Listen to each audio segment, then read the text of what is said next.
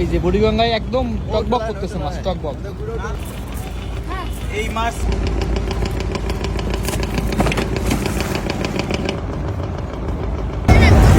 এই যে পুরো জাল ভরে গেছে, এক জাল পুরো। ও রে মামা উঠাতে পারতেছে না তুই, এত পরিমাণ মাছ উঠছে। 1 মন মাছ উঠছে একবারে, 1 মন।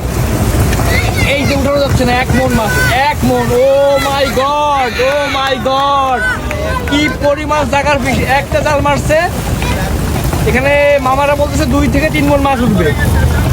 এই এক খেয়ে এত মাছ উঠছে, এক খেয়ে 1 মন কি 2-3 মন মাছ উঠছে একবারে। এই যে এক জাল মারছে, একবারে এত পরিমাণ মাছ উঠছে। চিন্তা করেন বুড়িগঙ্গাতে কি পরিমাণ সাকার ফিশ আছে। পুরো জাল একদম ভরে গেছে, পুরো পরিপূর্ণ জাল, একদম পুরো জাল টেনে উঠানো যায় না, এত পরিমাণ মাছ উঠছে। পুরো অভয়ারণ্য হয়ে গেছে সাকার ফিশের। এই যে পিছনে কিন্তু মাছ একদম সাঁতার কাটতেছে, এই যে একদম ভরা মাছ, এবং জালে দেখেন কি পরিমাণ মাছ উঠছে, মাছ আর মাছ। দেখেন একবার জাল মারছে, পুরো মাছ আর মাছ।